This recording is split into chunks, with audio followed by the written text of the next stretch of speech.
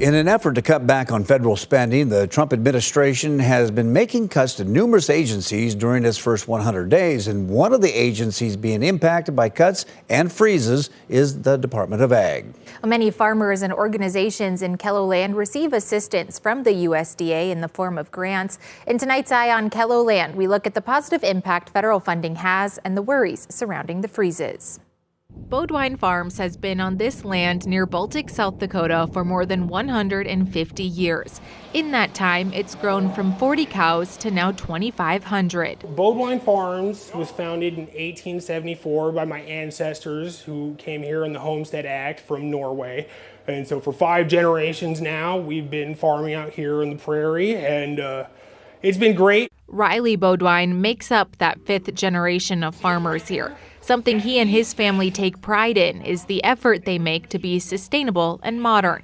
But today, it isn't always possible to run a farm without some help from the federal government. I personally have used the Young Farmers Program, which is a farmer, I think it's beneath the age of either 35 or 40, something like that. You can get a low interest loan from the government in order to help you buy farmland.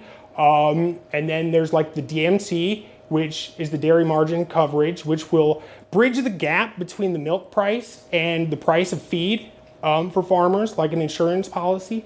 And we've also gotten different things for putting in cover crops and participating, in more sustainability efforts. And I think those are all phenomenal programs. We met Bodwine during a tour he was giving to local leaders like Travis Entenmann, who is the executive director of Northern Prairie's Land Trust.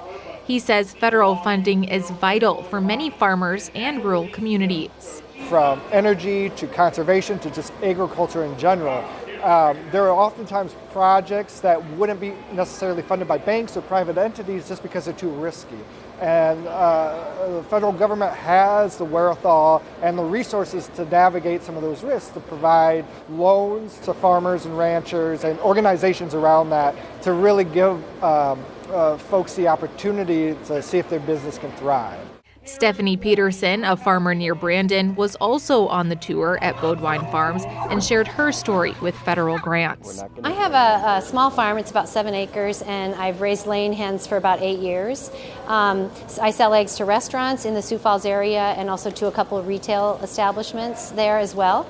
And for the first time last year, I applied for a grant. It's the first grant I'd ever applied for. Through that grant, Peterson says she was able to hire a part-time employee to help her wash the 200 dozen eggs she sells each week. However, in February, she found out that grant was frozen. I've hired a part-time employee, and now unfortunately, I'm probably going to have to let her go this year if that money doesn't become unfrozen. And I just think that's really it's scary as a business owner, right? To have set plans in place of how I'm going to grow and how I'm going to look at the next 2 years of my business and then have that kind of all come to a stop. Entenmann says if the current federal freezes stick, a lot of changes could come to the South Dakota ag economy. If there's not money for agriculture and conservation, we're going to just see less conservation, less habitat on the ground. There's a lot less security for producers, so they might go under. And then if a small producer has to close up shop, that means a larger producer might buy it, or a multinational organization might buy it, right? So there's just a lot of issues and hurdles there. I always say, we watch what's happening with the large food and farming system that we all live within and commercial agriculture in general. And for years, those commercial agriculture systems have been funded by the government at the tune of, billions of dollars every year.